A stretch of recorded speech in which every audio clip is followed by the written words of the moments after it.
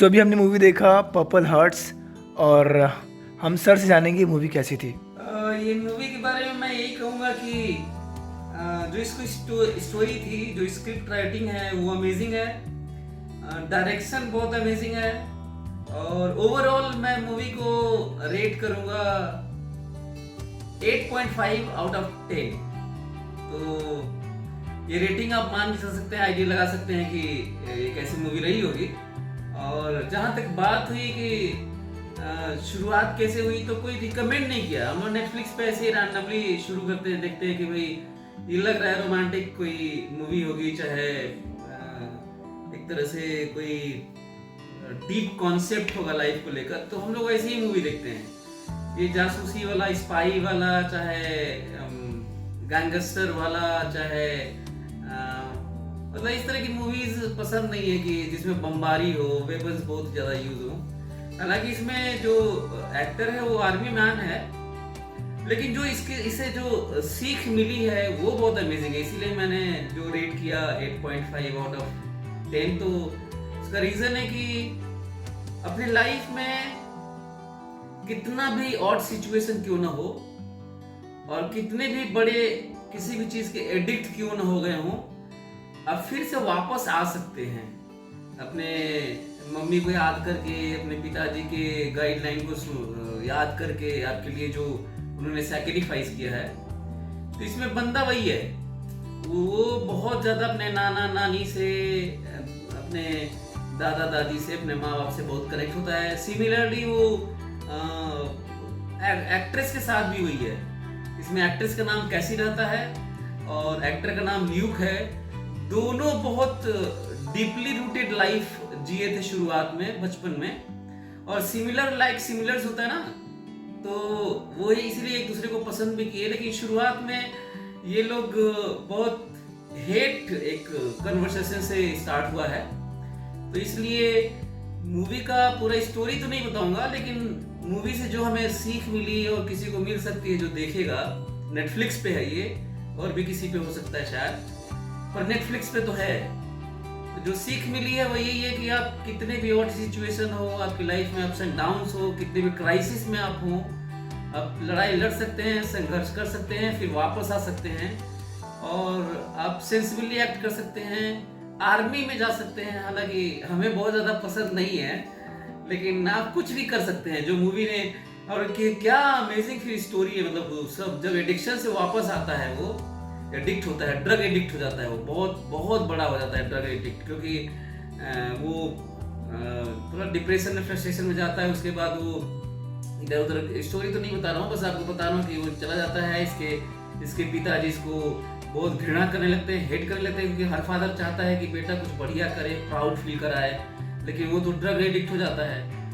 लेकिन फिर at a point of time से, मतलब किसी मोमेंट पे इसको लगता है कि नहीं, लाइफ रियली में नहीं है, तो फिर वापस आता है और फिर आर्मी ज्वाइन करता है। उसके पापा कभी नहीं मिल रहे होते हैं, थोड़ा बहुत उसके भैया भाभी मिलते हैं थोड़ा बहुत उससे, और एक बार में इस जो एक्ट्रेस है कैसी, उससे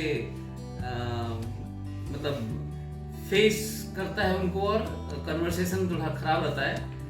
लेकिन वो जो लड़ाई लड़ते हैं ना उसके लिए आपस में, क्योंकि कैसी भी बार में गाने सुनाती है, फूड डिलीवरी करती है, और वो और भी कुछ एक दो काम कर रही होती है, स्क्रिप्टिंग कर रही होती है, लिरिक्स लिखती है, लिरिसिस्ट भी है वो। लेकिन शुरुआत में स्ट्रगलिंग फेज होता है। बहुत सारे लोग हैं ना, सिंगर्स भी स्ट्रगल करते हैं।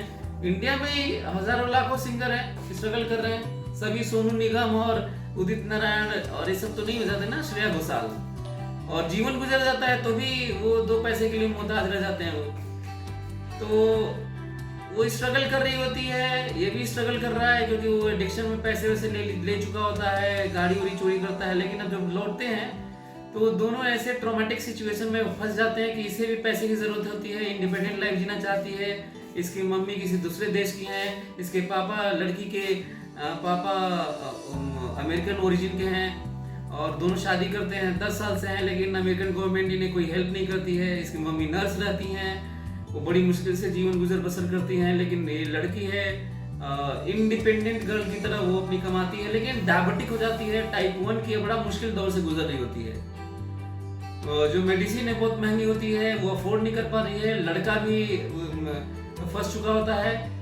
दोनों फिर आर्मी में जाते हुए शादी इसलिए करते हैं ताकि एक हेल्थ इंश्योरेंस मिल जाएगा, फेक शादी। लेकिन आर्मी में, अमेरिका में इतना स्ट्रिक्ट रूल्स हैं कि कोर्ट मार्शल हो जाता है, जेल जाना होता है, दोनों को हस्बैंड वाइफ हो जाना होता है। लेकिन ये लोग फेक शादियां करते हैं, कुछ प्रिटेंड करते हैं, लेकिन लास्ट में आते आते ये दोनों प्यार में गिर जाते हैं एक दूसरे का केयर करते हुए। और फिर लव स्टोरी बहुत शानदार है।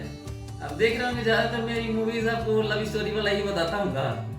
और हमको लगता है कि इसमें ऐसा डायलॉग भी है कि लास्ट में वो बोलती है, जब इसको पता चल जाता है, लोग बता देते हैं कि फेक है और कोर्ट मार्शल होता है इसका 6 महीने के लिए, इसको भेज दिया जाता है जेल में, तो जाती है और वो बोलती है लास्ट में जाते जाते जेल में कि यदि इसे शादी रियली में नहीं कहेंगे तो फिर दुनिया की कोई भी शादी को शादी नहीं कहा जाएगा।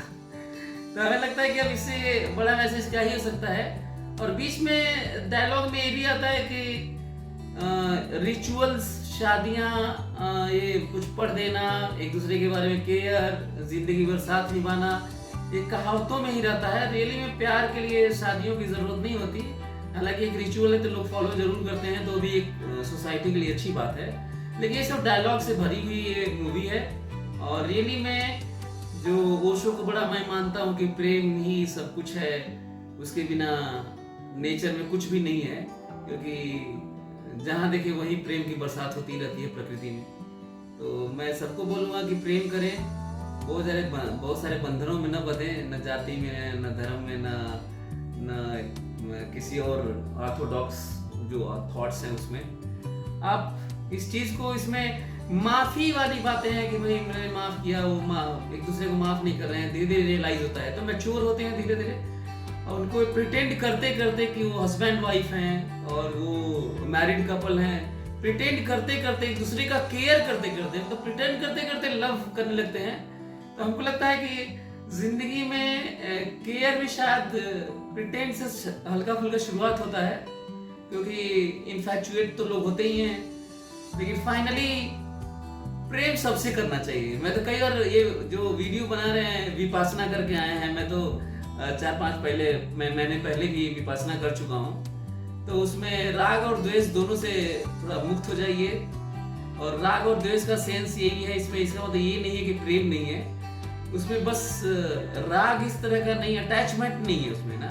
अब प्रेम में अटैचमेंट कहेंगे तो फिर मैं उसको कोट करूंगा कि प्रेम आपको बांधता नहीं है, मुक्त करता है आपको।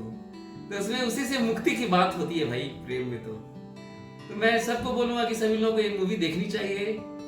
8.5 भी यहाँ तो देखनी तो चाहिए। So okay, wish you all the best.